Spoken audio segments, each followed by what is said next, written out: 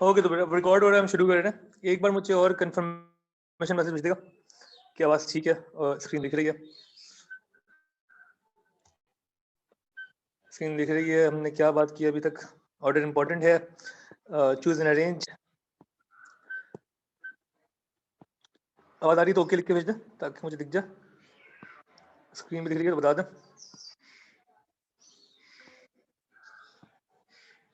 ठीक है रिम, बाकी लोग? Okay, thank you. सही है फिर। By permutation what we mean कि हमें चूज और अरेंज दोनों चीज़ें करनी है, क्योंकि यहाँ ऑर्डर मैटर करता है। फर्स्ट कौन है, सेकंड कौन है, थर्ड कौन है, लाइन में आगे कौन खड़ा हुआ है, पीछे कौन खड़ा हुआ है। जब भी चीज़ें मैटर करेंगी, कीवर्ड आपको अरेंज का दिख जाए, अगर आपको पता हो कि मुझे परमुटेशन लगानी है, ठीक है। यहाँ पे हम यूज करते हैं एनपीआर। वहाँ जैसे एनसीआर कर रहे थे, यहाँ पे हम एनपीआर करेंगे। एनपीआर का बेसिकली मतलब है एन फैक्टोरियल और एन माइनस आर का फैक्टोरियल। ठीक हो गया। और ये भी आपके पास लिखा हुआ होना चाहिए। एनपीआर को हमने बेसिकली तोड़ा था तो बन रहा था nCr multiply by r factorial, क्योंकि एनसीआर चूज करता है, आर फैक्टोरियल अरेंज करता है। ठीक है ना। एनसीआर का मतलब तो हमें पता है कि आपने एन ऑब्जेक्ट्स में से आर ऑब्जेक्ट्स चूज करने हैं और आर फैक्टोरियल को अरेंज करता है। यहां तक हम देख चुके हैं, हम थ्योरी देख चुके हैं इसकी। ठीक है। और हमने एग्जाम्पल की थी एक, उसी एग्जाम्पल को मैं आगे लेके चलूंगा। For example 5 boys and 6 girls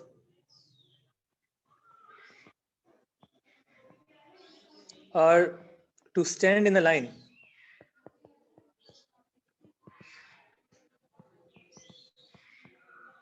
Find the number of ways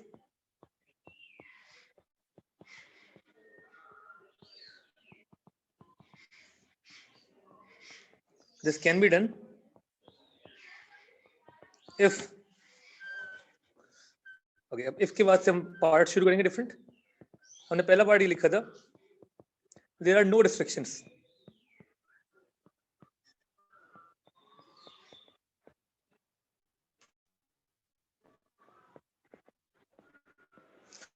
अगर कोई रिस्ट्रिक्शन नहीं है तो ऐसे कैसे करेंगे? ये याद है आपको, किया था हमने? कोई बता सकता है पहले पार्ट का आंसर क्या होगा? जरा रिकॉल करेंगे अगर आपके पास लिखा हुआ है सामने। होपफुली आप नोटबुक के बर्थडे में जिसमें हमने काम किया था, जोया सर, कोई रिस्ट्रिक्शन नहीं है, कोई बाउंडिंग नहीं है, जेंडर की भी कोई रिस्ट्रिक्शन नहीं है। इस वक्त हमारे लिए, हमारे सामने 11 लोग हैं, फर्क नहीं पड़ता बॉय या गर्ल है, कोई रिस्ट्रिक्शन नहीं है। इनको आपने एक लाइन में खड़ा करना है। उसका तरीका सिंपली क्या है? 11 फैक्टोरियल। और उसका लॉजिक जो हमने बनाई थी, मैं एक बार याद दिला दूं, वो लॉजिक इंपॉर्टेंट है। हमने कहा था कि 1 2 3 4 5 6 7 8 9 10 11 डैशेज हैं। तो अगर पहला बंदा जो सिलेक्ट हमने किया कि यार ये इसके पास कितने ऑप्शंस हैं, कितनी जगहें हैं, तो उसके पास 11 ऑप्शंस हैं। He can choose any of these 11 places to stand on. ठीक है। और अगर एक को हमने फिक्स कर दिया कहीं पे, तो फिर दूसरे के पास कितने ऑप्शंस हैं? 10 ऑप्शंस रहेगा। वो 10 में से कहीं भी आ जाएगा फॉर एग्जाम्पल। तीसरे के पास 9 ऑप्शंस रहेगा। ठीक है ना। और ये चलता रहेगा टिल लास्ट के पास एक ऑप्शन रह जाएगा। तो दिस बिकम्स 11 फैक्टोरियल की लॉजिक ये है। ठीक है ना। 11 फैक्टोरियल। और 11 फैक्टोरियल को हमने एक और चीज कहा था, it is equal to 11p11। NPr का मतलब क्या था? Choose and arrange choose and arrange r objects from n objects. NPr का मतलब था choose and arrange r objects from n objects. तो 11p11 का मतलब क्या होगा कि 11 में से 11 लोगों को चूज करें और अरेंज कर दें। और हमने प्रूफ किया था कि 11 factorial should be equal to 11p11। और इसकी वैल्यू क्या आ रही है बता देगा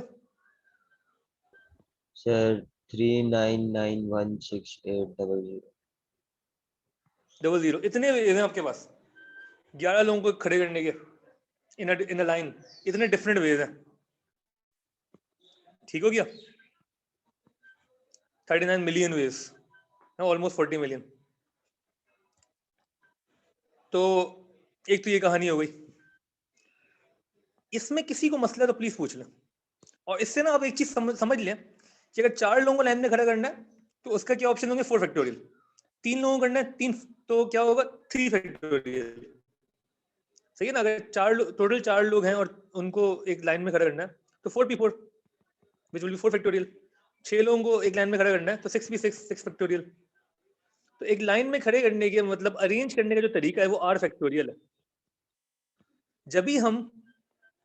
जब npr को बोलते हैं तो वो हो जाता है ncr multiply by r factorial.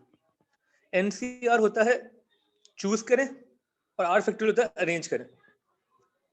Choose arrange. सही है ना?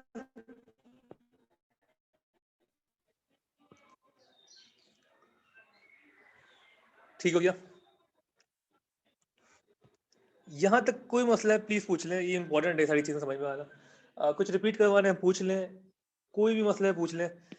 क्लियर है तो ओके लिख के भेज दें. सर जैसे एनसीआर में था कि हम लोग को एन चीजों में से एन में से 8 चीजें हम लोग को चूज करनी है. तो 11p11 जैसे जब np11 में किस तरह से ये हो रहा है बताते हैं. ठीक है. 11p11 का मतलब होगा npr क्या होता है? हमने कहा npr होता है ncr multiply by r factorial. 11p11 का मतलब होगा 11cr 11c11 multiply by 11 factorial. 11p11 का जो लफ्जी मायने है, मतलब जो इसको इंग्लिश में कन्वर्ट करेंगे वो ये होगा 11 में से 11 लोगों को चूज करें और अरेंज करें. सबको चूज करना है, अरेंज करना. ठीक है. तो फिर आप यही करेंगे 11p11. अगर मैं सवाल जरा चेंज कर दूं,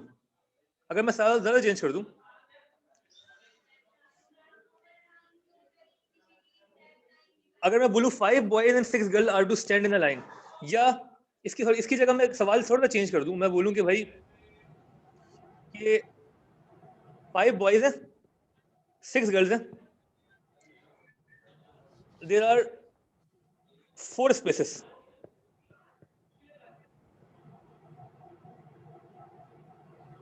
find in how many ways. अब आपके पास स्पेसेस 4 है, 4 जगह हैं जहां इन लोगों को प्लेस करना है. Find in how many ways this can be done. किसी का ऑडियो ऑन है, प्लीज बंद कर लें. Find in how many ways this can be done if there are no restrictions. ये सवाल जरा पढ़ लें.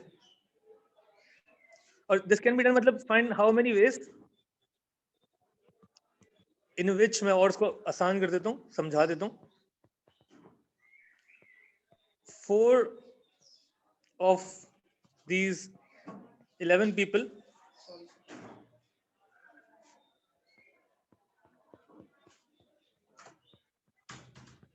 can be arranged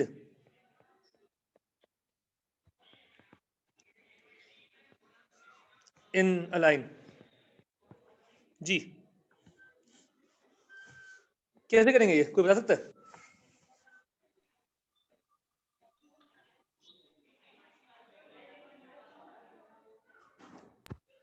पांच लड़के हैं, 6 लड़कियां, आपके स्पेसेस सिर्फ 4 है, 4 लोगों की जगह है. फाइंड, और वो 4 जो जगहें हैं मतलब वो लाइन की जगह हैं. Find in how many ways in which 4 of these 11 people can be arranged in a line. क्या लिखेंगे? क्या आंसर होगा इसका? 11p4. 11p4 बिल्कुल ठीक है. 11c4 into 4 फैक्टोरियल क्या? 11p4, एक ही बात है, बिल्कुल ठीक है. 11p4 डायरेक्ट आंसर क्या होगा इसका? 11p4. इसका मतलब क्या है? 11 में से 4 लोगों को चूज किया और अरेंज भी कर दिया. Direct 11p4. कोई मसला है इसमें? पूछ ले. क्लियर है तो ओके लिख के भेजना. क्लियर है तो ओके लिख के भेज दे. कोई मसला है पूछ ले. सर 1 मिनट रुकेगा.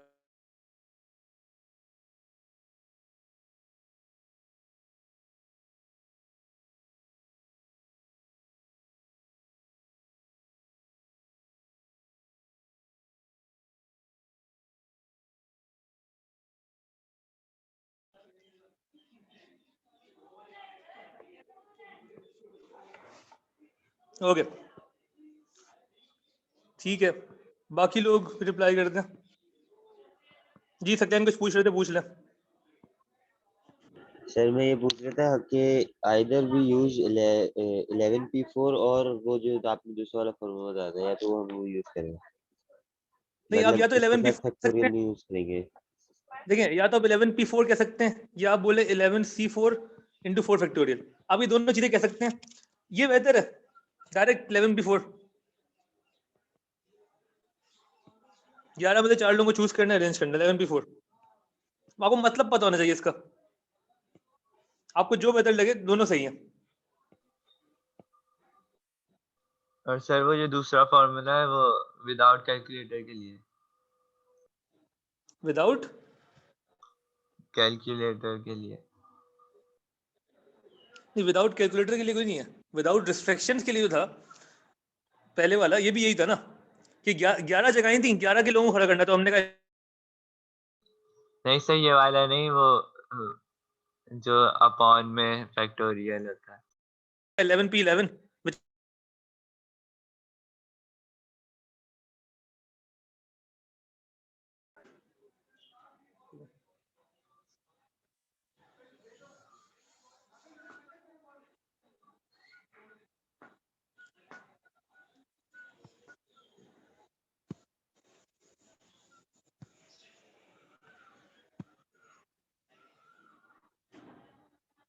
यार फिर से बताना आवाज, ठीक है। यस सर सही है।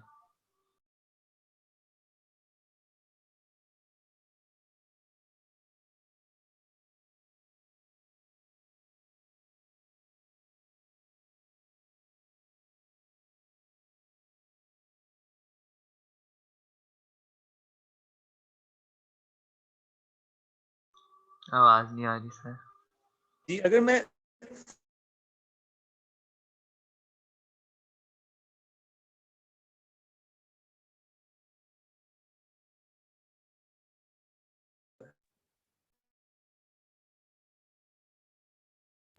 सर अभी भी आपकी आवाज नहीं आ रही है। सर आप हैंग हो गए।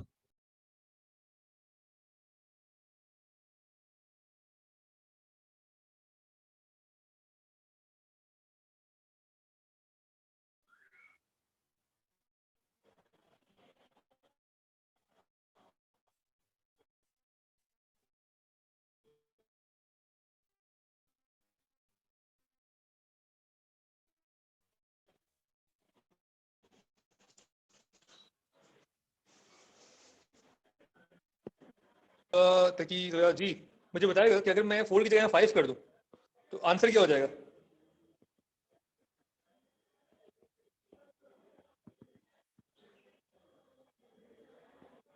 पहले 11p4 था, ये 11p5 11 में होगा। से 4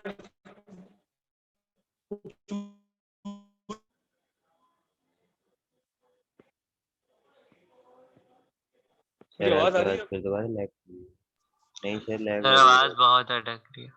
बहुत ज्यादा आपकी आवाज कट रही है।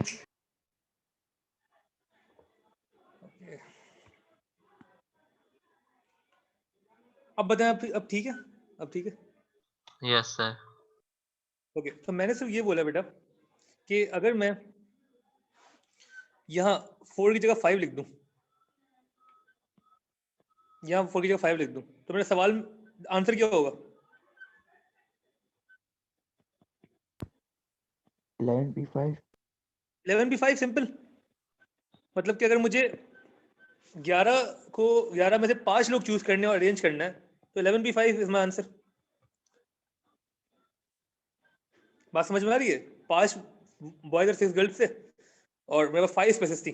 Find how many ways in which 5 of these 11 people can be arrange in a line. 11p5 direct. 11p5 तक कोई मसला है तो पूछ लें, कोई भी मसला पूछ लें।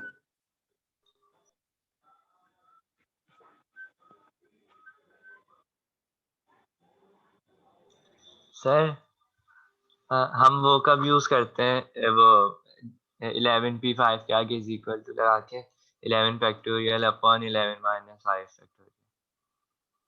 कि आप कभी भी नहीं करते। तो फिर आपने वो बताया था ना कि वो उसके इक्वल होता है।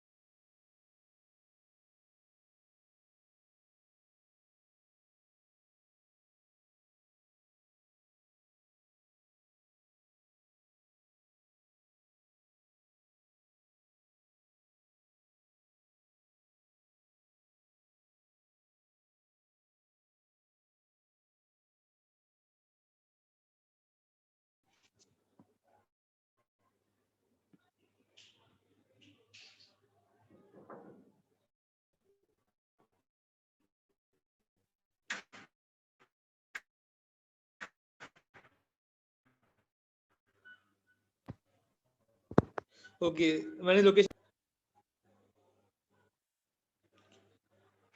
अगर ठीक है तो मुझे कंफर्मेशन मैसेज भेज दें। सर क्या ठीक है? आवाज ठीक है? नहीं सर ठीक अब नहीं सही नहीं आ रही है सर, आवाज? लैग हो रही है। मैंने लोकेशन चेंज की है तो सर मुझे और बता खराब हो गए। दें कि ठीक है। सर पहले तो फिर भी कुछ समझ आया, तब तो बिल्कुल नहीं आ रहा। अब मैं अभी बोल नहीं रहा कुछ। अब मुझे बताएं कि यार ये ऐसे ये वाला जो लैग है ना, ये मेरे ख्याल से बीच में हुआ है, लेकिन यहाँ स्मूथ है सिग्नल्स होपफुली, लग तो बेहतर है। अब बताओ, अब सही है? नहीं सर, बहुत बेहतर है सर। हाँ बेहतर है, यस सर, ठीक है, काफी बेहतर है। ओके। अगर कहीं पे मसला हो तो बताएगा, उम्मीद है कि अब ये नहीं होगा। सर आपने मेरे क्वेश्चन का जवाब नहीं दिया। जी, आपके सवाल ये था कि हम ये कब करेंगे, 11 फैक्टोरियल ओवर 11 माइनस 5 फैक्टोरियल कब करेंगे? तो इसका जवाब सिंपल, हम ये कभी भी नहीं करेंगे। हम कभी भी क्यों नहीं करेंगे? क्योंकि हमारे पास कैलकुलेटर रखा हुआ है, इसकी वैल्यू हमें डायरेक्ट मिल जाएगी। हाँ, अगर आप इसको इस तरीके से करें तो भी सेम ही आंसर आएगा, आंसर सेम ही आएगा। 11 फैक्टोरियल ओवर 6 फैक्टोरियल ही होना चाहिए। बात समझ में आ रही है? लेकिन अभी करेंगे नहीं, आप डायरेक्ट ये लिखेंगे। कोई मसला? नहीं तो फिर मतलब ये हमने क्यों सीखा? ये आपको यूज करना पड़ जाएगा डिफरेंट क्वेश्चंस में, डिफरेंट कैटेगरीज में। सर तो हम 11C5 into 5 फैक्टोरियल कब करते हैं? अच्छा, ये भी जनरली आप कभी नहीं करेंगे, जनरली आप कभी भी नहीं करेंगे। सर मतलब कि आप पता होना चाहिए कि सर 11 आपकी ये आवाज फिर नहीं आ रही।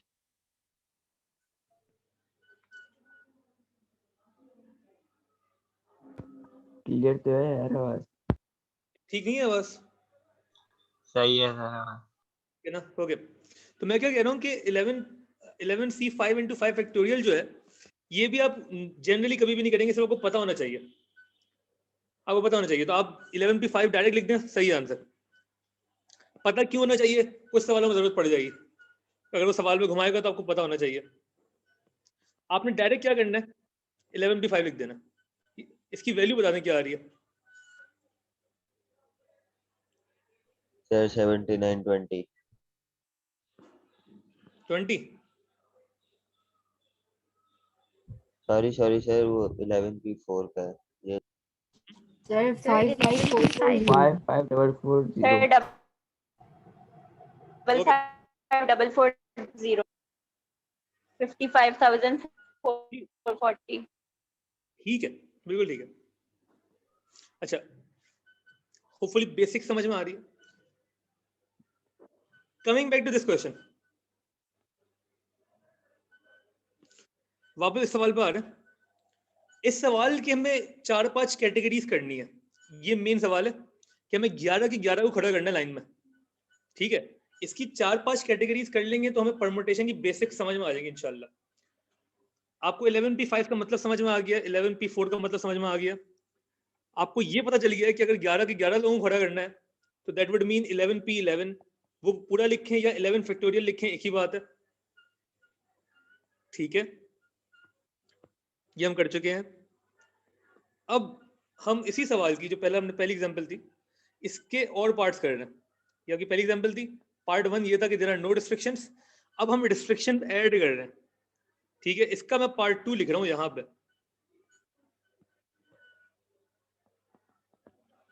यहां तक सब एक बार मुझे फिर से ओके लिख के भेज दें ताकि मुझे पता हो कि आप सुन रहे हैं, आपको समझ में आ रहा है हम क्या कर रहे हैं।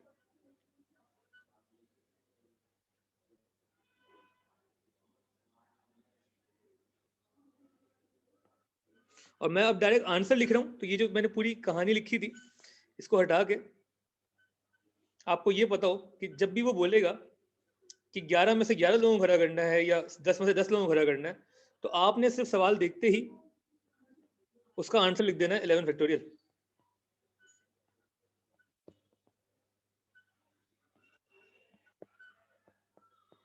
ये आपका आंसर है।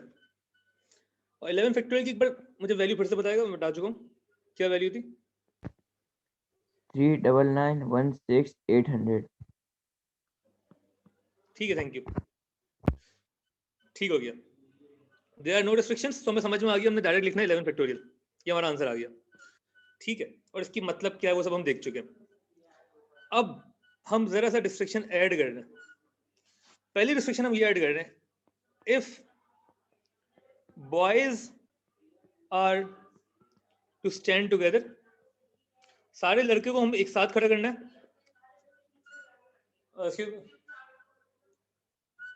If the boys are to stand together and, sir आपने ये वाला पार्ट करा दिया। हाँ मुझे पता है, कोई बात नहीं। If boys are to stand together and girls are to stand together.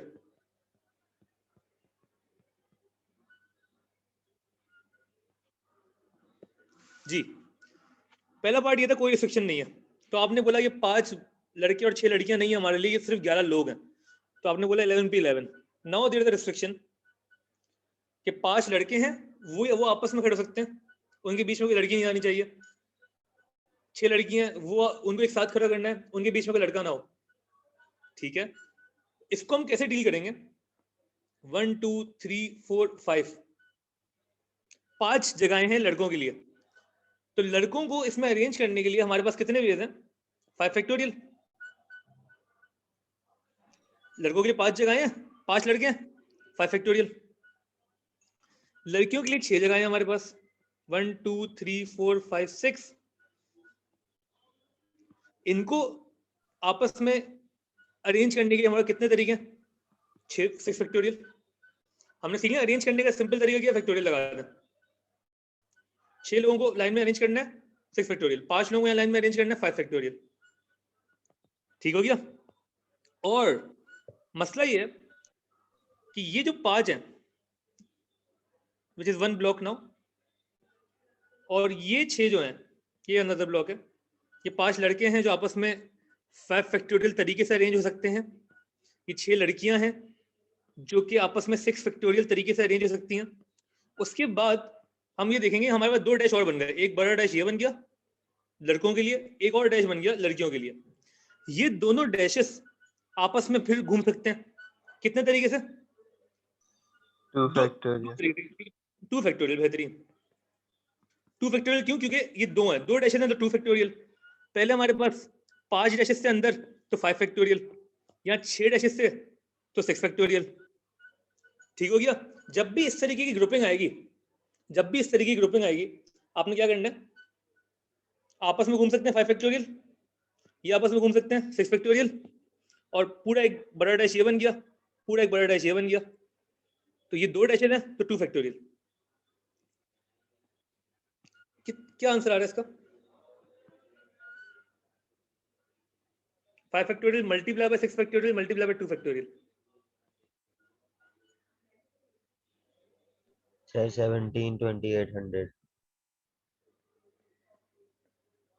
समझ में आ रहा है ये? सर ऊपर तो लिखा है कि 5 लोग खड़े होंगे ना लाइन में, तो यहाँ तो 11 लोग खड़े हो रहे हैं। वो वाला सवाल नहीं है बेटा, मिस कर दिया आपने, वो वाला सवाल नहीं है, सबको खड़ा करना है। ओके सर, सही है। फैक्टोरियल क्यों लगाया समझ नहीं आया, पर समझा दो। क्या 2 फैक्टोरियल क्यों लगाया, ये पूछ रहे हैं? ठीक है, देखिए आपने क्या करना है, इनको ये बॉयज को क्लब कर दिया या गर्ल्स को क्लब कर दिया, जो जितनी कैटेगरीज हैं उतने डैशेस भी बन गए ना, ये डैशेस भी आपस में मूव कर सकते हैं। हो सकता है कि यहाँ पे पहले गर्ल्स हो फिर बॉयज हो, 2 डैशेस के घूमने के तरीके कितने, 2 फैक्टोरियल। समझ गया सर, समझ गया। ठीक हो गया। अच्छा इसको ना मैं एक और एग्जांपल समझा रहा हूँ। तो फॉर एग्जांपल अगर मैं आपको बोलूं कि आपके पास 3 तरह के लोग हैं, आपके पास 5 जो हैं वो गिटारिस्ट हैं, 6 जो हैं वो पियानिस्ट हैं, और 3 जो हैं वो ड्रमर्स हैं। और हम बोल रहे हैं यार इन 14 लोगों को हमें खड़ा करना है एक लाइन में, लेकिन रिस्ट्रिक्शन वही है, all guitarist must be together.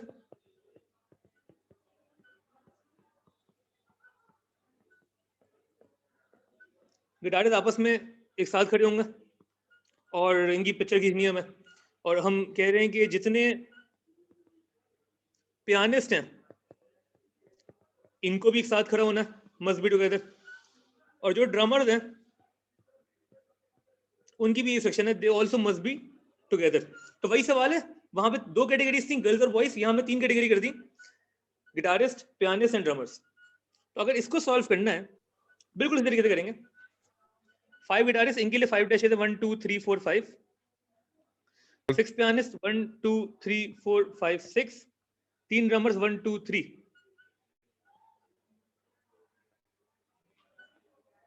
जी ये 5 हैं, ये पांचों आपस में घूम सकते हैं, 5 फैक्टोरियल। ये 6 हैं, 6 डैशेस, ये आपस में अरेंज हो सकते हैं, 6 फैक्टोरियल। ये 3 है, ये आपस में अरेंज हो सकते हैं, 3 फैक्टोरियल। उसके बाद आपने देखना है कैटेगरीज कितनी है, 3 डैशेस और बन गए ना, 1 2 3। ये तीनों डैशेस आपस में अरेंज हो सकते हैं, तो किससे मल्टीप्लाई करूंगा, 3 फैक्टोरियल। फैक्टोरियल से। आंसर क्या आएगा,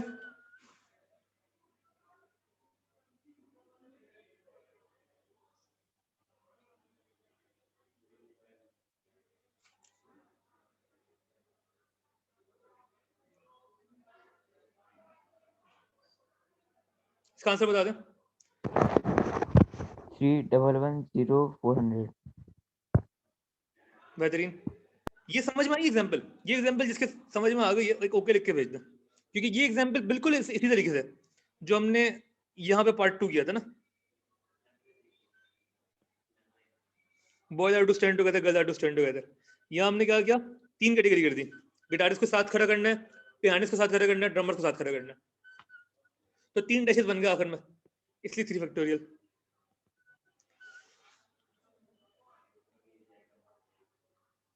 क्लियर है यहाँ तक, तो ओके लिख के भेज दें, कोई कंफ्यूजन है पूछ लें।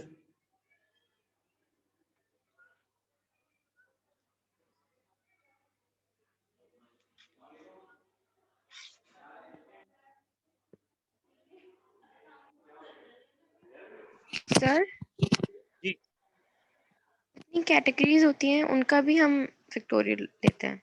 हाँ एग्जैक्टली, क्योंकि वो 3 डैशेस बन गए ना आपके लिए, तो उनको भी आपस में घुमा सकते हैं आप, 3 factorial.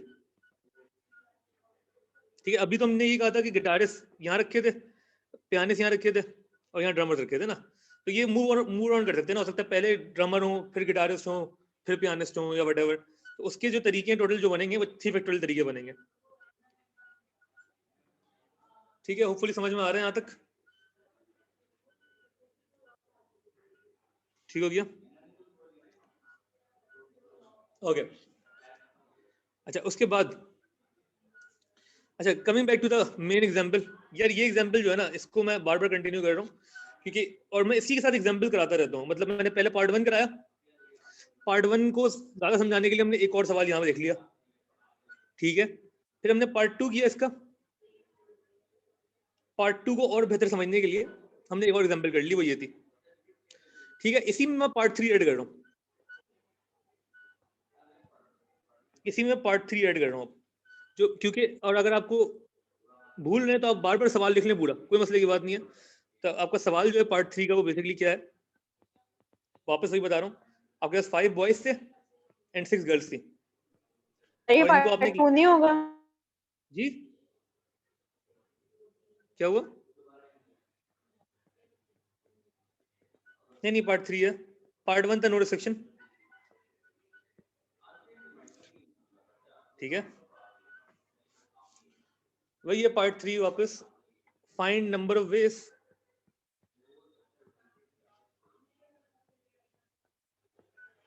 This can be done. अब ये इंपॉर्टेंट है, समझने वाला सवाल है। If no two girls can stand together, if no two girls can stand together, मतलब कि लड़कियां जो हैं एक साथ, कोई भी दो लड़कियां साथ खड़ी नहीं सकती। इसका मतलब क्या है कि between every two girls there must be a boy। इसका ही मतलब है ना, if no two girls can stand together, तो हम ये कहना चाह रहे हैं कि between every two girls there must be a boy। तो सर सबसे पहले तो एक लड़की आएगी, क्योंकि लड़के 5 हैं। अगर लड़का पहले आ गया तो फिर 2 लड़कियों को एक साथ आना पड़ेगा। अच्छा ये आप सही कह रहे हैं, इसमें लड़कियां जो हैं वो लड़के ज्यादा होने चाहिए। एक काम करने जरा, तो सवाल को चेंज कर लेता हूँ, एक सेकंड, नो टू बॉयज कर लें just for the sake of it, ताकि समझ में आ जाए आपको। नो टू बॉयज कर लें। ऑब्वियसली हमारे पास जो नो टू बॉयज कर लें, इसको गर्ल्स छोड़ दें। मैं बताता हूँ अगर गर्ल्स होता तो हम क्यों नहीं कर पाते, वो समझ में आएगा आपको। अभी इसको जरा काट के ना नो टू बॉयज कर लें। No two boys can stand together, मतलब हर दो लड़कों के बीच में एक लड़की होनी चाहिए। उसका रीजन ये है कि हमारे लड़कियां ज्यादा हैं। सवाल को आप कर ले नो टू बॉयज, ठीक है। तो मतलब between every two boys there must be a girl. अगर इस तरीके का सवाल आ रहा है, इस तरीके का सवाल आ रहा है कि 5 लड़के हैं 6 लड़कियां, इनको आपने लाइन में खड़ा करना है, लेकिन आपकी रिस्ट्रिक्शन क्या है कि no two boys can stand together, तो आप क्या करेंगे? जिनमें मसला नहीं है,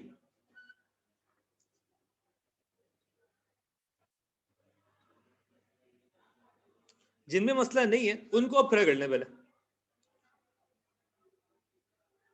1 2 3 4 5 5, ये 5 वो जगह हैं।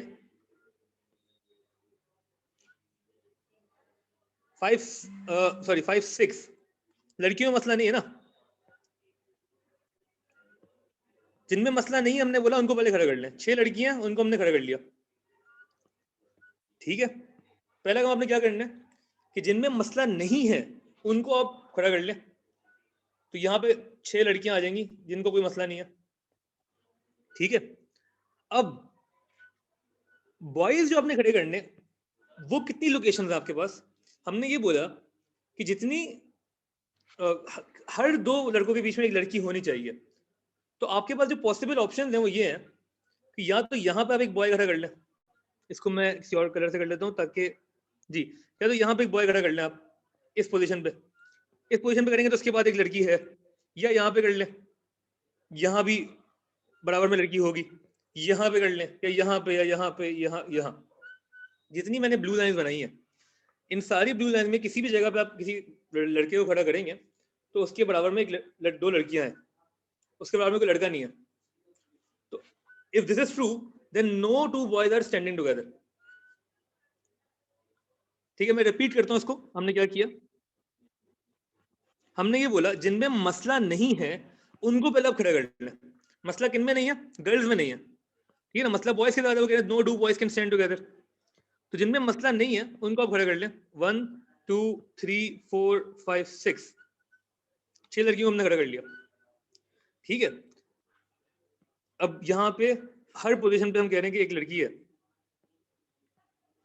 बॉयज इनके दरमियान में ही खड़े हो सकते हैं और कहीं खड़े नहीं हो सकते, क्योंकि कंडीशन ये है कि बॉयज के बाद एक लड़के के बाद एक लड़की खड़ा होना जरूरी है, वरना दो बॉयज एक साथ खड़े हो जाएंगे और वो हम कर नहीं सकते। No two boys should be together. तो आप जिनका मसला नहीं है इस केस में, लड़कियों के साथ कोई मसला नहीं है, उनको आपने ऐसे एज खड़ा कर लिया। फिर आप देखेंगे उनके दरमियान में कितनी जगहें हैं, तो 1 2 3 4 5 6 एंड 7, इन 7 पोजीशन में से किसी भी पोजीशन पे अगर आप एक लड़का खड़ा करेंगे तो उसके बराबर में कोई लड़का नहीं होगा, लड़कियां ही होंगी। ठीक है, अब इसको हम फैक्टोरियल की फॉर्म में कैसे लिखेंगे? पहले तो इन लड़कियों के लिए 1 2 3 4 5 6 6 जगहें हैं, 6 लड़कियों को खड़ा करना है आपने, तो वो तो सिंपल है, 6 फैक्टोरियल। लड़कियों को अरेंज करना है इन 6 डैशेस पे, तो वो तो सिंपल है, 6 फैक्टोरियल। ठीक है, अब आपने ये देखना है लड़कों के लिए कितनी अवेलेबल जगहें हैं, कितनी जगहें हैं लड़कों के लिए? 7 फैक्टोरियल। 7 जगहें हैं। और लड़के कितने? 5 2 जगह 5। 75 7 में से कोई भी 5 जगहों पे लड़कों को खड़ा कर दे, 75। बात समझ में आ रही है? इन 7 में से किसी भी 5 जगहों पे लड़कों को खड़ा कर दें तो आपको कोई भी दो लड़के साथ नहीं मिलेंगे, उनके दरमियान कोई ना कोई लड़की होगी, that will be for sure.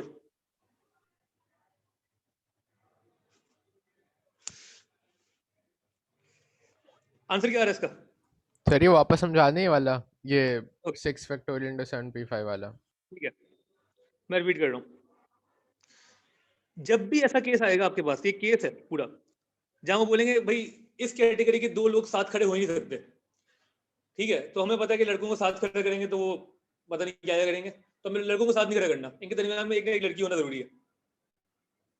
ठीक है, तो हमने क्या किया, जिनके साथ मसला नहीं है आप पहले उनको अरेंज कर लें, जिनके साथ मसला नहीं है सवाल में, लड़कियों के साथ कोई मसला नहीं है, उनको अरेंज कर लें। 1 2 3 4 5 6, इन 6 लड़कियों में कोई मसला नहीं है, इनको आपने सिर्फ 6 फैक्टोरियल तरीके से अरेंज करना है।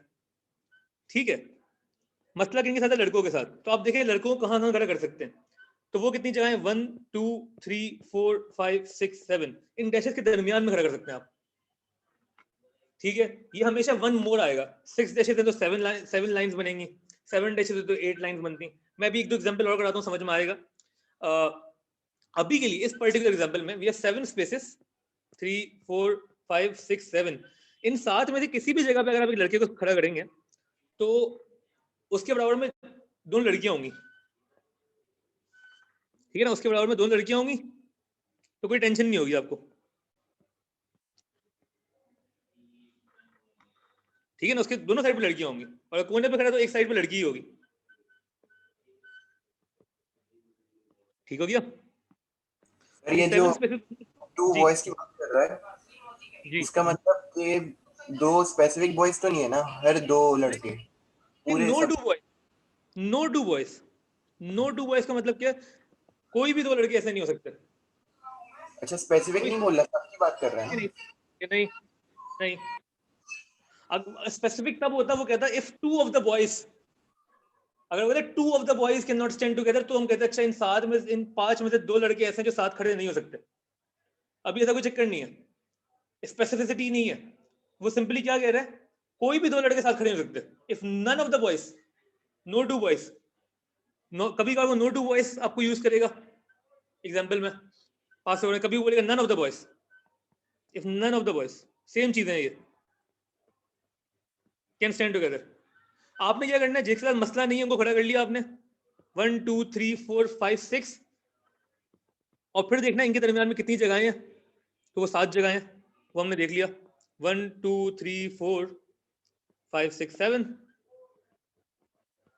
इन 7 में से किसी भी जगह पे अगर आप लड़के को रखेंगे तो या तो उसकी दोनों साइड पे लड़कियां होंगी, या अगर वो कोने पे है तो उसकी एक साइड पे लड़की ही होगी, उसके बराबर में लड़का नहीं होगा। ठीक हो गया? 6 फैक्टोरियल मल्टीप्लाई बाय जगहें कितनी थी हमारे पास? 7, और लड़के कितने? 5, तो 7p5। ये चीज समझ में आई तो ओके लिख के भेजें, कोई कंफ्यूजन है पूछें। इसका आंसर बता दें। 1814400।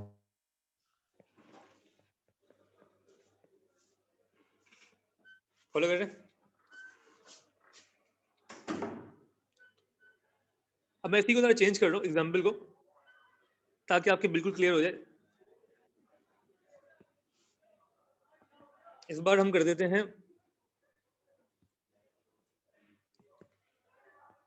4 girls and 2 boys are to stand in a line. इसी की कंट्रास्ट में एक और एग्जांपल देखना है आप, ये आपने खुद बताना क्या करेंगे। Find number of ways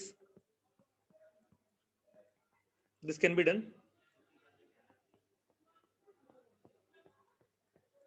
if no voice, या जो दो ही है तो कोई टेंशन ही नहीं है। if no voice, if boys cannot stand together, चलो दो ही है ना,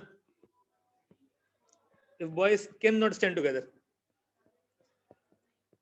कैसे करेंगे, कोई बता सकता है? पहले से गर्ल्स का कर लेंगे जिनका मसला है। बेहतरीन, जिनको मसला नहीं उनको देखें आप, वो कितनी है? 4, 1 2 3 4, 4 जगहों पे आप लड़कियां खड़ी कर सकते हैं, क्योंकि 4 लड़कियां, कोई मसला नहीं है उनको। बाकी 5 जगह पे लड़के कर सकते हैं, जिसपे 2 कर लें। 2 3 4 5, 5 जगहों पे लड़के खड़े कर सकते हैं आप। टोटल लड़के हैं कितने? 2। अच्छा, ये लड़कियां आपस में जो घूमेंगी वो है 4 फैक्टोरियल, इसको मल्टीप्लाई कर देंगे किससे? 5p2। 5p2, बेहतरीन। आंसर क्या आएगा?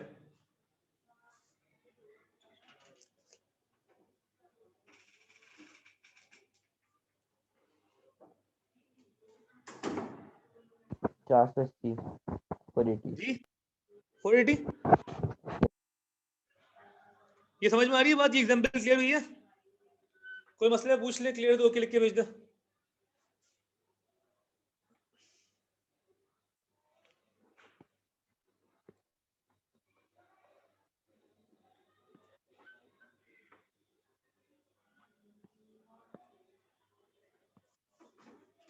ओके